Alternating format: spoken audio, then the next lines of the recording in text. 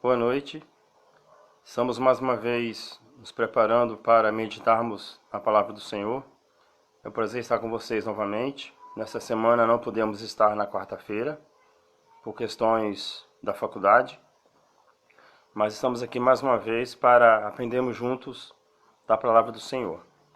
Vamos abrir nossas Bíblias em Romanos, capítulo 12, versículo 1 a 8. Romanos, capítulo 12, versículo 1 a 8. Rogo-vos, pois, irmãos, pelas misericórdias de Deus, que apresenteis o vosso corpo por sacrifício vivo, santo e agradável a Deus, que é o vosso culto racional. E não vos conformeis com este século, mas transformai-vos pela renovação da vossa mente, para que experimenteis qual seja a boa, agradável e perfeita vontade de Deus.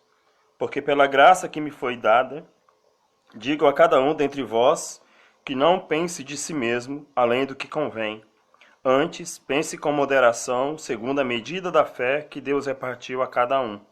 Porque assim como num só corpo temos muitos membros, mas nem todos os membros têm a mesma função, assim também nós, conquanto muitos, somos um só corpo em Cristo e membros uns dos outros. Tendo, porém, diferentes dons, segundo a graça que nos foi dada. Se profecia, seja segundo a proporção da fé. Se ministério, dediquemo-nos ao ministério. Ou o que ensina, esmere-se no fazê-lo. Ou o que exorta, faça-o com dedicação. O que contribui, com liberalidade. O que preside, com diligência. Quem exerce misericórdia, com alegria. Vamos orar? Pai, nós mais uma vez estamos em Tua presença, ó Deus, te louvamos pela Tua grandeza, pelo que Tu és, pela misericórdia do Senhor que tem se manifestado a nós, ó Deus, a cada um dos nossos dias, principalmente, ó Deus, nesses dias em que estamos reclusos em nossos lares, mas não deixando de meditar na Tua palavra, de louvar ao Senhor, ó Deus, não só pelas nossas orações, pelos nossos cânticos, pela leitura da Tua palavra, mas também pelos nossos atos, pela nossa confiança, pela nossa esperança no Senhor, de que em tudo o Senhor tem sempre o melhor para nós. Fale, ó Deus, aos nossos corações neste instante. Nos use, ó Deus, como instrumento do Senhor na transmissão da Tua palavra. Em nome de Jesus. Amém. Bom, Paulo traz aqui a sua palavra aos Romanos. A data provável, mais ou menos, a escrita dessa carta de Paulo aos Romanos, de 55 a 57 depois de Cristo. Não há uma certeza quanto ao local, mas a possibilidade mais provável aí que tenha sido na Grécia, onde ele passou 3 meses, que está registrado lá em Atos 20, versos 2 a 3. O amor de Paulo pelos cristãos de Roma, pelos judeus, pelos gentios. A declaração mais rica que Paulo apresenta nessa carta aos Romanos está em Romanos 3, 23. Romanos 3, 23. Que diz lá que todos pecaram e carecem da glória de Deus. O amor de Paulo aos Romanos, a sua responsabilidade missiológica de levar a palavra àqueles que ainda não conheciam. O tema principal da carta de Paulo aos Romanos é a justificação pela fé. Paulo aqui fala da idolatria, da depravação humana, da culpabilidade tanto dos judeus quanto dos gentios. Paulo cita Abraão, Adão e principalmente fala sobre Cristo, do pecado para a graça, da morte para a vida. E Paulo fala que os sofrimentos do presente não se comparam à glória do porvir, a nova vida em Cristo. Nós vamos meditar nesta noite sobre evidências do viver em espírito. Onde está afirmada a justiça do homem? Onde está afirmada a justiça de Deus? Muitas vezes o que é justo aos nossos olhos não é justo aos olhos de Deus. E nós questionamos, mas isso não é justo. Mas onde está afirmada a justiça do homem? Onde está afirmada a justiça de Deus? A primeira evidência de um viver em espírito. Está no versículo 1 e versículo 2 de Romanos 12. Rogo-vos, pois, irmãos, pelas misericórdias de Deus, que apresenteis o vosso corpo por sacrifício vivo, santo e agradável a Deus, que é o vosso culto racional. Primeira coisa que Paulo fala no verso 1 é do culto racional. Verso 2. Não vos conformeis com este século, mas transformai-vos pela renovação da vossa mente, para que experimenteis qual seja a boa, agradável e perfeita vontade de Deus. Então Paulo fala do culto racional, Paulo fala da renovação da mente. A primeira evidência de um viver em espírito é o sacrifício vivo. Quando Paulo fala de culto racional, Paulo está falando da integralidade do culto. Paulo está falando da constância do culto. Paulo está falando da boa consciência do que é cultuar a Deus. Não vos conformeis com este século, é não tomar a forma do século.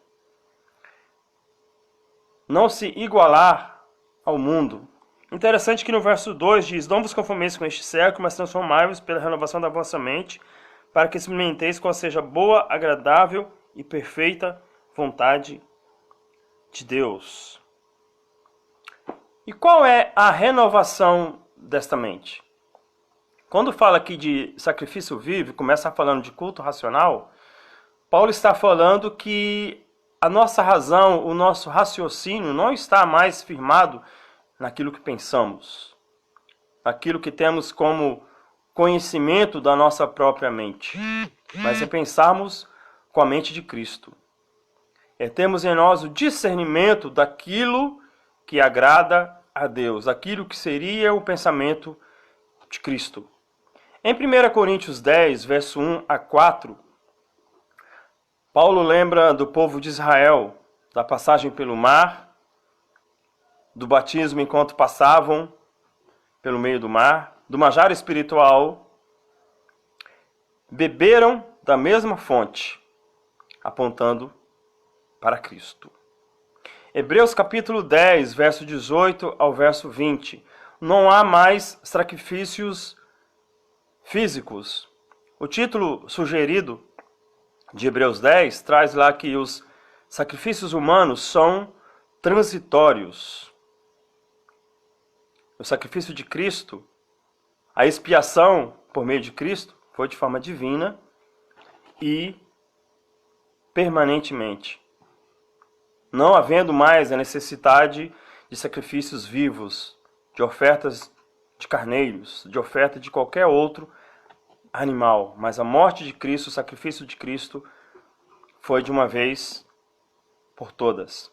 João capítulo 2, verso 15, como estamos falando de culto racional, de não nos conformarmos, não tomarmos a forma do mundo, traz um episódio interessante do momento em que Cristo chega no templo. Os cambistas estavam fazendo do templo um lugar onde eles vendiam seus objetos. E eles se aproveitavam por ser o momento em que o povo ia até o templo para fazer o sacrifício, para venderem os animais que eles diziam ser animal de 1 ano, sem defeito, mas não eram. Se aproveitavam do momento em que o povo ia sacrificar a Deus para fazer o seu comércio. Muitas pessoas que têm uma definição errada do que é ser humilde, não aceitam que Jesus entrou no templo, chutou as mesas e bateu nos cambistas de chicote. A palavra de Deus deixa claro, Jesus fez um azorrague, que era um chicote, e bateu nos cambistas, chutou as suas mesas, derrubou todos os seus objetos e os expulsou do templo, dizendo: a minha casa não pode ser feita de comércio. A minha casa é para pregação do Evangelho, a minha casa é para anúncio da palavra aos que necessitam para a sua salvação. Efésios capítulo 4, verso 23 diz: vos renoveis no espírito do vosso entendimento. 1 Tessalonicenses 4,3 diz que a vontade de Deus para nós é a santificação, sem a qual ninguém verá o Senhor. Teve um episódio de um encontro sinodal em Porto Velho. Eu não fui, mas quem foi compartilhou isso conosco. Foi um pregador, eu não vou falar porque esqueci o nome, mas eu falaria. Foi um pregador de fora, nesse encontro sinodal, e ele pregou no sábado, e ele fez o apelo, ele triapelou, ele reapelou, e 5 pessoas foram à frente quando ele fez esse apelo. E antes desse apelo, na sua pregação, ele disse que nós precisamos ser mais isso aqui, apontou para o coração, deveríamos ser mais emoção do que razão. Culto racional versus o culto da emoção. É isso que esse pregador disse, que deveríamos ser mais emocionais do que mais racionais. E Paulo, falando aos Romanos aqui, fala do culto racional, do culto da razão. Temos noção, temos ciência daquilo que estamos prestando diante de Deus. No outro dia, esse pregador apelou novamente e disse o seguinte: eu fui convidado há muito tempo para estar com vocês aqui, e eu tive muito trabalho para preparar essas palestras, essas pregações, e eu não aceito, ele disse com essas palavras, eu não aceito chegar aqui nesse trabalho, fazer um apelo e 5 pessoas virem à frente. Todo o trabalho que eu tive, todo o tempo que eu investi na preparação dessas pregações, mais pessoas deveriam estar aqui na frente. E ele novamente apelou, triapelou, reapelou e mais 5 pessoas foram. Eu digo a uns colegas, graças a Deus eu não fui.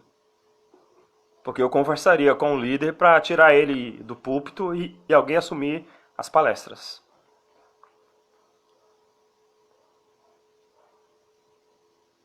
Como tem sido o culto que está no seu coração? A forma de Deus ou a forma do mundo? Quando Jesus disse a Pedro, sobre essa pedra edificarei a minha igreja, as portas do inferno não prevalecerão contra ela, Jesus não estava dizendo que o inferno... Jesus não estava dizendo que o inferno viria contra a igreja, mas que a igreja iria contra o inferno. E muitas vezes hoje, os nossos cultos estão contaminados com algumas formas que são denominadas como gospels, não sei se essa palavra existe, para trazer coisas do mundo para dentro da igreja. Aí damos o nome de funk gospel, forró gospel, dentre outras coisas. E trazem essas coisas para dentro do culto, para tomar a forma do culto.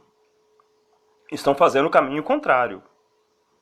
Em vez de ensinar a verdade da palavra de Deus, apresentar a verdade da palavra de Deus, estão trazendo formas do mundo, assim como os atenienses estavam fazendo, adoravam a 11 deuses e a um Deus que eles nem conheciam, mas porque todos esses deuses deveriam ser adorados para que eles não fossem punidos por algo que estariam fazendo errado contra um desses deuses. Apocalipse capítulo 3, verso 14, quando traz lá as cartas às igrejas, aqui no capítulo 3, verso 14, fala sobre a igreja de Laodiceia, onde são repreendidos porque não eram nem frios e nem quentes. Eram mornos. Estavam, como nós conhecemos um ditado na nossa língua, em cima do muro. Não sabiam o que eles eram. E Jesus diz, como não és nem frio e nem morno, estou a ponto de vomitá-los na minha boca. Nós vimos que uma das evidências do viver em espírito é o sacrifício vivo. É prestarmos a Deus um culto racional. É prestarmos a Deus um culto que não toma a forma do mundo, mas que traz as características de um culto onde tem Cristo como centro deste culto. Uma segunda evidência de um viver no Espírito está no verso 3. Porque pela graça que me foi dada, digo a cada um dentre vós, que não pense de si mesmo além do que convém, Antes, pense com moderação, segundo a medida da fé que Deus repartiu a cada um.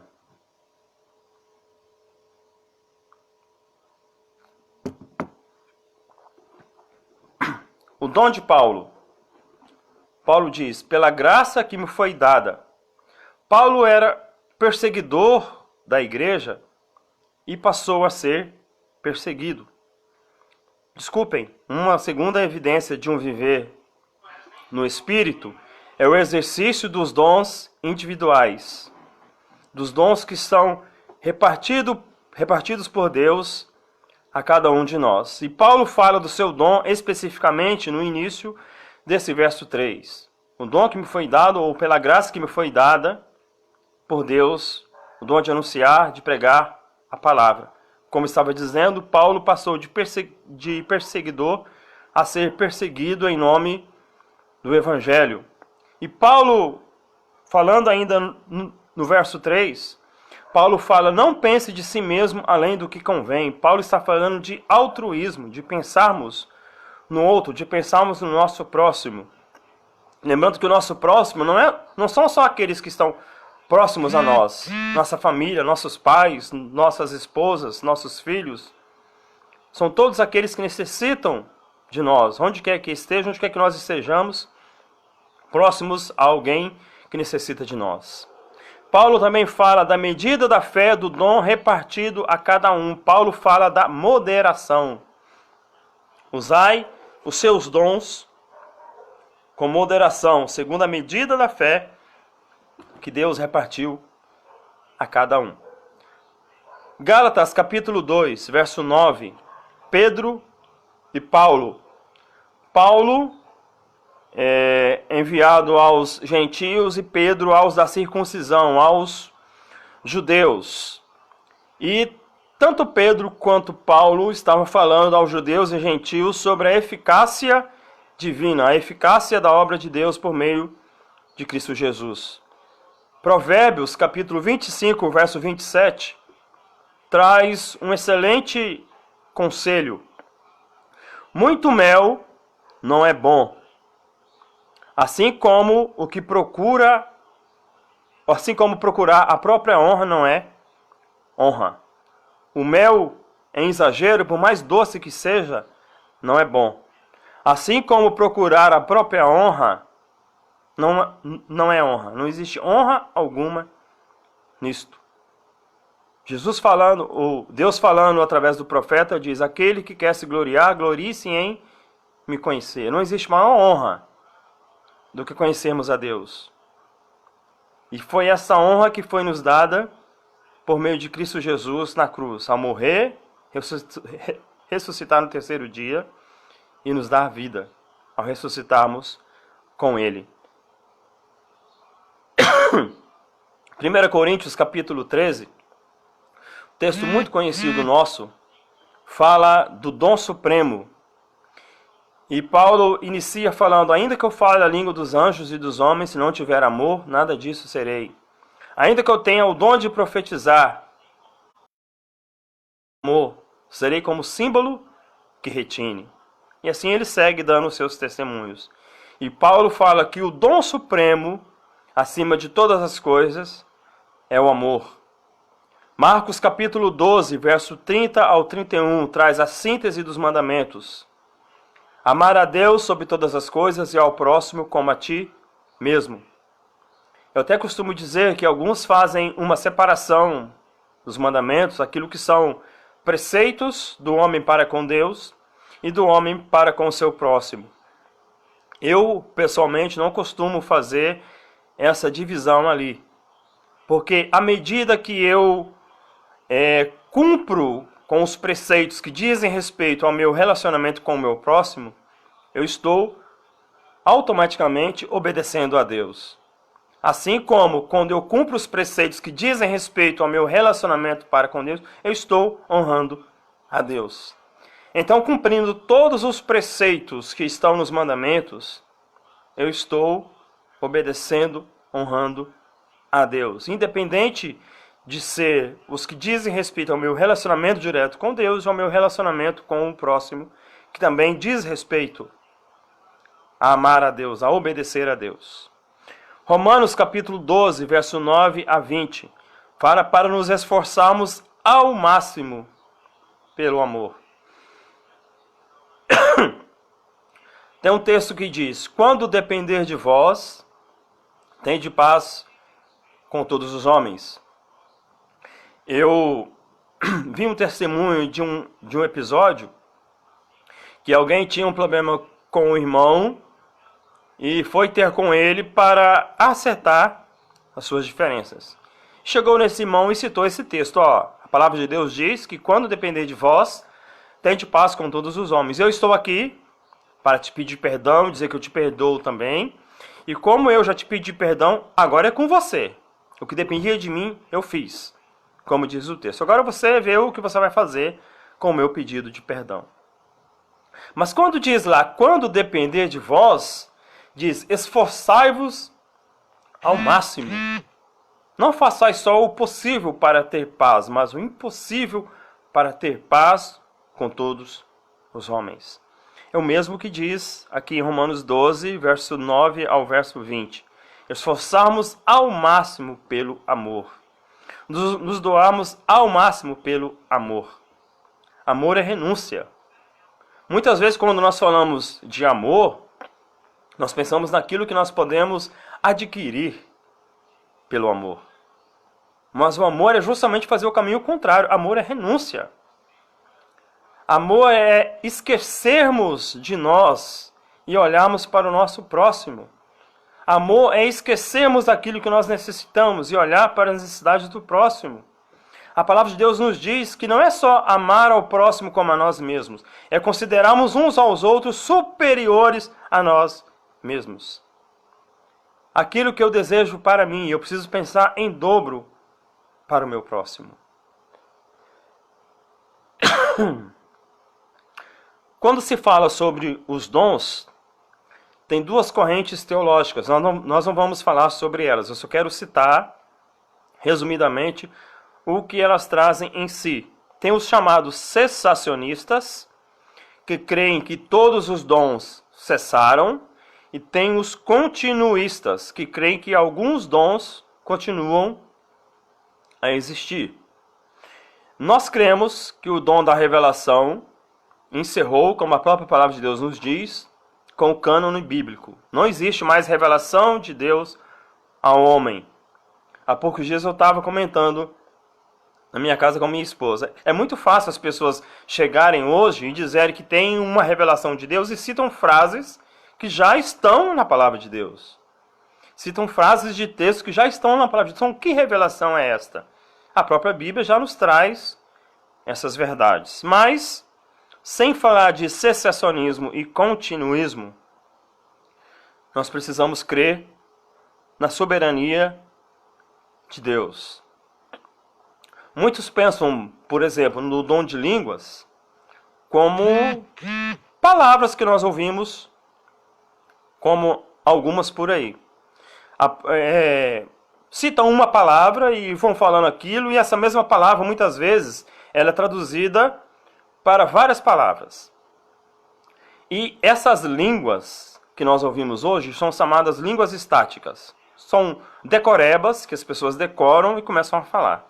Lá em Atos, quando fala do dom de línguas, Deus atuou tanto naqueles que falavam, quanto naqueles que ouviam. E línguas ali diz respeito a idiomas, a dialetos. É como se eu estivesse falando aqui em português e um japonês, ao ouvir a minha transmissão aqui, entendesse na sua própria língua. Eu não sabendo falar nem japonês e nem mandarim. E eles entendessem na sua própria língua. Então, línguas ali eram idiomas. Eram pessoas tanto falando em línguas que eles não conheciam, quanto pessoas ouvindo na sua própria língua, quando Jesus estava transmitindo a sua palavra, quando os discípulos transmitiam a sua palavra, e ali haviam povos de várias nações, de vários lugares, e entendiam na sua própria língua. Presbítero Edmilson, a água já foi servida. Muito obrigado. E o que nós precisamos crer é na soberania de Deus. é que Deus edifica o seu corpo por meio dos pregadores, por meio daqueles que anunciam a palavra de Deus. Então, independente de crermos no cessacionismo dos dons, ou sermos continuistas quanto aos dons, Deus é soberano para usar os dons conforme Ele mesmo quer. Então nós vimos como evidências de um viver no Espírito, o sacrifício vivo, onde devemos apresentar um culto racional, um culto que não toma a forma do mundo. Nós vemos também como evidência de um viver no Espírito, o exercício dos dons espirituais. Entendemos os dons como para a edificação do corpo de Cristo. Sermos altruístas, pensarmos em edificarmos o corpo, em crescermos no corpo e não pensarmos em nós mesmos. E exercemos os nossos dons com moderação, na medida da fé, como foi repartido por Deus a cada um. Como última das evidências de um viver no Espírito, que estaremos vendo nesta noite, está no verso 4 ao verso 8 do capítulo 12. Porque assim como num só corpo temos muitos membros, mas nem todos os membros têm a mesma função, assim também nós, conquanto muitos, somos um só corpo em Cristo e membros uns dos outros. Tendo, porém, diferentes dons, segundo a graça que nos foi dada, se profecia, seja segundo a proporção da fé, se ministério, dediquemo-nos ao ministério, ou o que ensina, esmere-se no fazê-lo, ou o que exorta, faça com dedicação, e o que contribui com liberalidade, o que preside com diligência, quem exerce misericórdia com alegria. Somos um só corpo, os dons são diversos, mas o serviço é mútuo. A última evidência de um viver no Espírito que nós vamos ver nessa noite é a mutualidade. Somos um só corpo, temos a diversidade dos dons, mas o serviço é mútuo. É de uns para com os outros. Conforme a proporção dos dons, devemos nos dedicar, nos esmerar. Esses dons devem ser exercidos com liberalidade, com diligência e com alegria. 1 Coríntios capítulo 12, verso 12 a 14 diz: um só corpo e muitos membros, um só Cristo, um só Espírito, um só batismo. João no capítulo 3, verso 27 diz: tudo que o homem recebe vem do alto, vem de Deus. Efésios capítulo 4, verso 11. Deus concedeu os dons. Interessante esse texto de Efésios, quando usa a palavra concedeu. Nós vemos que os dons têm a ver com concessão, não com merecimento. Deus não dá um dom a mim porque eu mereço. Deus não dá um dom ao meu irmão porque ele merece. Deus concede os dons conforme lhe apraz, conforme a sua vontade, não por nosso merecimento. Nem a salvação, que é o maior dos dons, é por nosso merecimento. É pela graça de Deus. Mateus capítulo 6, verso 1 a 3, diz: fazer tudo como servo. Lembrando que a palavra servo vem do grego doulos, escravo. Muitas vezes as pessoas abrem a boca, né? Eu sou um servo de Deus.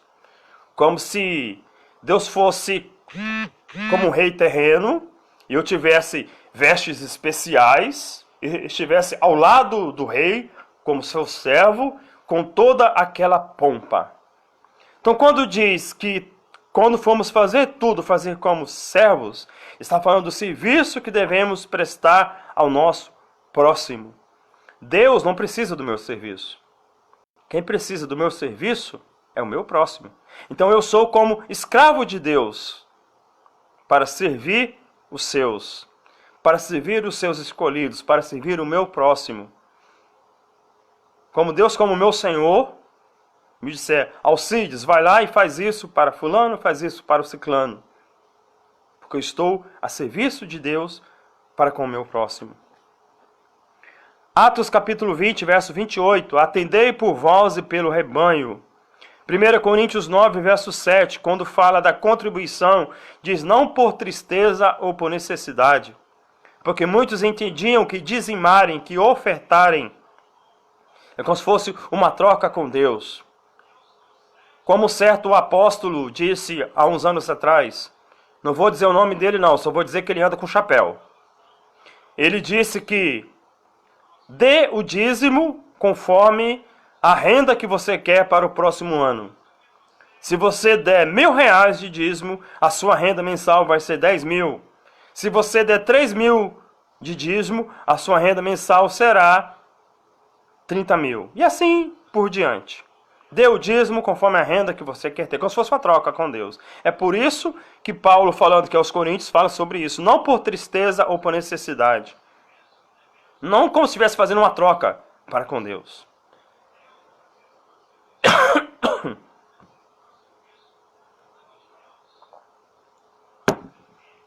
Atos capítulo 2, versos 42 e 47. Fala sobre a igreja primitiva. Perseveravam no templo unânimes, em cada alma havia temor, união, mutualidade, unanimidade, louvando a Deus, contando com a simpatia do povo, e havia crescimento no reino de Deus. A igreja de Atos, muitas vezes, ou a igreja primitiva, melhor dizendo, muitas vezes é tido como uma igreja perfeita. Eu costumo dizer o seguinte: as evidências que nós vemos ali na igreja primitiva são evidências da igreja que Cristo sempre desejou. A igreja que Deus instituiu em todos os tempos. A igreja que precisa ter essas marcas. Mas não quer dizer que pela igreja primitiva desenvolver muitas dessas marcas, que era uma igreja perfeita. Lá em Atos 6, nós vemos que havia as necessidades das viúvas helenistas que não eram supridas, porque elas eram discriminadas. Os helenistas eram judeus de fala grega.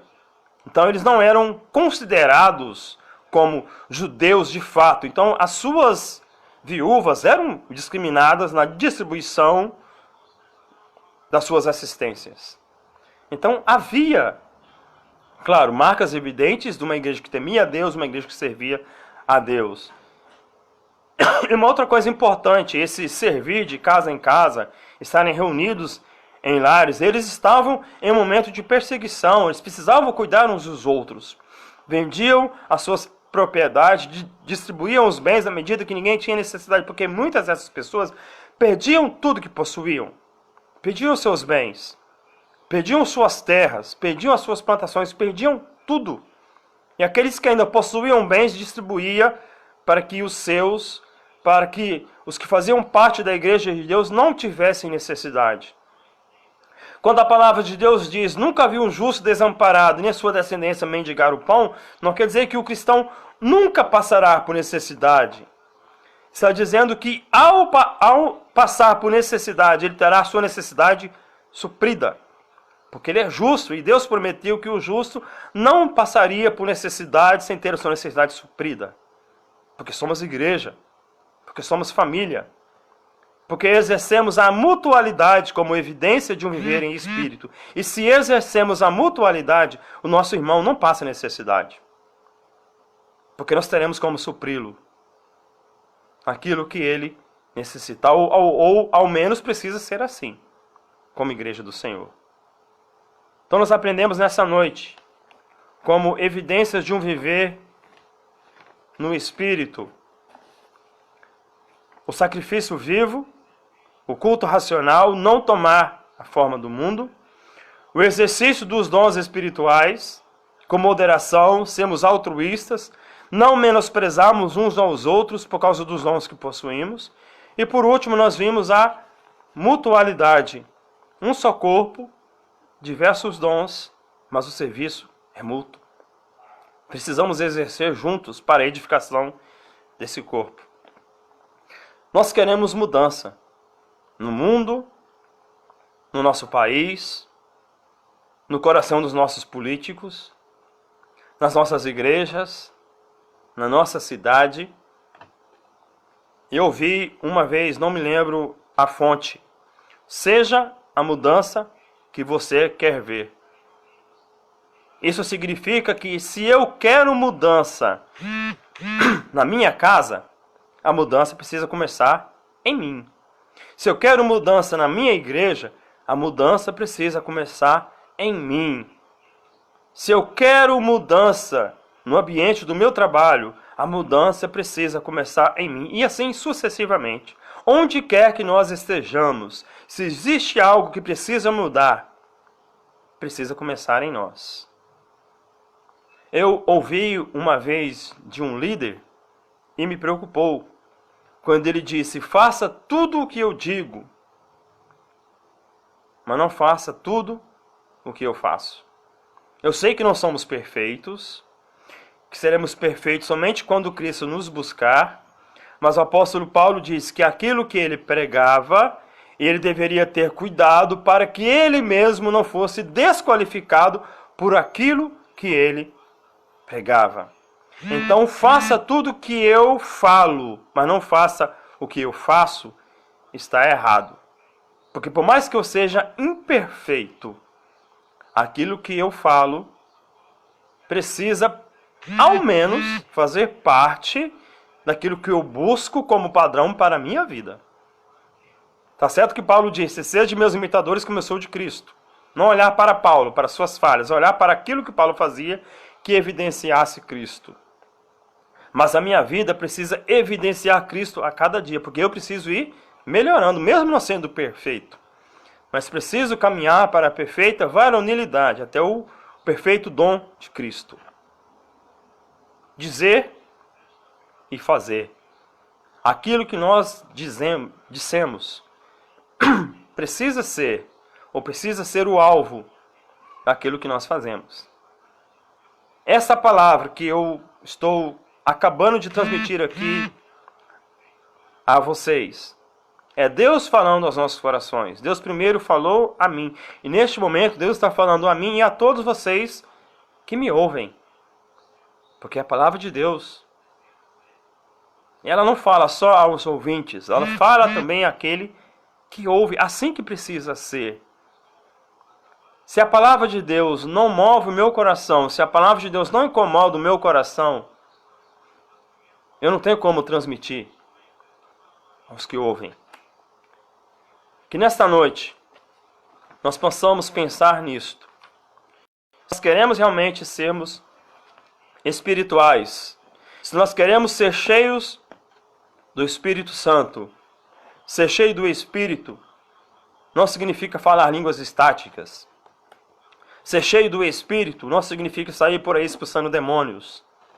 Ser cheio do Espírito não significa sair por aí dizendo que eu tenho o dom da cura, o dom de profetizar. Deus cura, Deus expulsa demônios, mas ser cheios do Espírito não diz respeito a isso. Ser cheio do Espírito significa vida, significa transformação, significa renovação.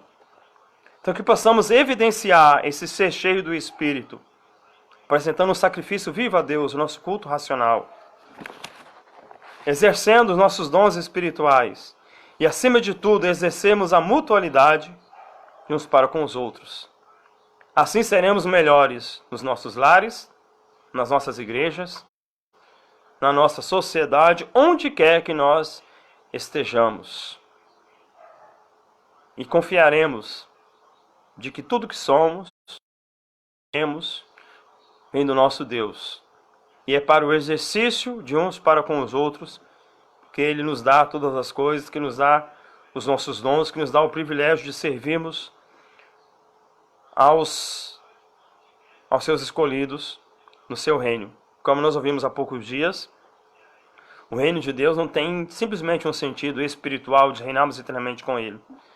Mas o reino de Deus foi inaugurado quando Cristo instituiu a igreja e deu a nós a missão de pregarmos o Evangelho. O poder que está lá em Atos 1:8. Recebereis poder para anunciarmos a palavra tanto em Jerusalém, Samaria, até os confins da terra. Onde nós estamos, nas nossas circunvizinhanças, em lugares longínquos, onde se não pudermos ir, nós vamos orar por aqueles que lá estão. E sustentá-los não só espiritualmente, através das nossas orações, mas também através das nossas contribuições. Que Deus nos abençoe. Vamos orar? estaremos encerrando a nossa meditação neste momento. Pai, louvamos o Teu nome, ó Deus, pelo privilégio que o Senhor nos dá, através da Tua palavra, de meditarmos, de aprendermos mais uma vez do Senhor, que mesmo não estando em nossa igreja, no nosso templo físico, reunidos com nossos irmãos, em comunhão uns com os outros, em comunhão com o Senhor, mas estamos reunidos como igreja do Senhor, como seus filhos, como membros de um único corpo, por meio da Tua palavra, transmitindo, ó Deus, aos corações daqueles que ouvem. E, em primeiro lugar, ó Deus, sejamos agraciados pela Tua palavra que fala aos nossos corações. Seja conosco, ó Deus, nesses dias onde não poderemos nos reunir coletivamente, mas que a Tua igreja medite na Tua palavra, que as evidências de um viver no Espírito não sejam apagadas, como foi com o povo de Israel, que desobedeceu, foram levados cativos, e mesmo o Senhor os sustentando no deserto, o povo se rebelava, o povo se esquecia do Senhor. Que nós possamos a cada dia mais, enquanto estivermos em nossos lares, nos lembrando do Senhor, meditando naquilo que precisamos, naquilo que o Senhor ainda fará. E que ao retornarmos, ó Deus, como igreja física, como Teu povo reunido em quatro paredes, que possamos ser uma igreja diferente. Que possamos ser, ó Deus, uma igreja que realmente tenha interesse pelo reino do Senhor, no sentido físico, de anunciarmos a Tua palavra, de levarmos o Teu evangelho àqueles que carecem. Muitos estão preocupados com o coronavírus. E o maior vírus que contamina os nossos corações, que contamina o seu povo, não é um vírus biológico, são vírus espirituais. A falta de comunhão com o Senhor, a falta de alimentação da Tua palavra. A Sua palavra diz que nós devemos nos fortalecer no Espírito Santo. Quando diz que nós devemos nos alimentarmos, nos enchemos do Espírito. O Espírito, na verdade, está pronto, mas a carne é fraca. E nós já ouvimos que pecado não é vitamina. E na desculpa de que a carne é fraca, muitos preferem continuar na sua vida de pecado, sem se fortalecer no Espírito. E fortalecer no Espírito é nos alimentarmos da Tua palavra, e lermos a Tua palavra, e falarmos o Teu evangelho às outras pessoas, e assim crescemos junto com essas pessoas, aprendemos junto com essas pessoas, e assim seremos fortes. E assim nos alimentaremos, e assim o nosso espírito estará se fortalecendo para ultrapassar o limite da nossa carne que é fraca. Seja conosco, Pai, tenha misericórdia do Teu povo, nesses dias onde estamos em quarentena. Que não nos esqueçamos do Senhor, que não nos esqueçamos da Tua palavra, que não nos esqueçamos da comunhão uns para com os outros. Este é o momento de nós como famílias, estamos reunidos, orando, buscando a Tua palavra, nos fortalecendo, para que assim demonstremos esse fortalecimento ao nos reunirmos, ao cumprirmos o nosso mandato espiritual de propagarmos a Tua palavra. Seja conosco, nos restante de noite guardados pelo Senhor, em nome de Jesus. Amém. Fique com Deus, boa noite.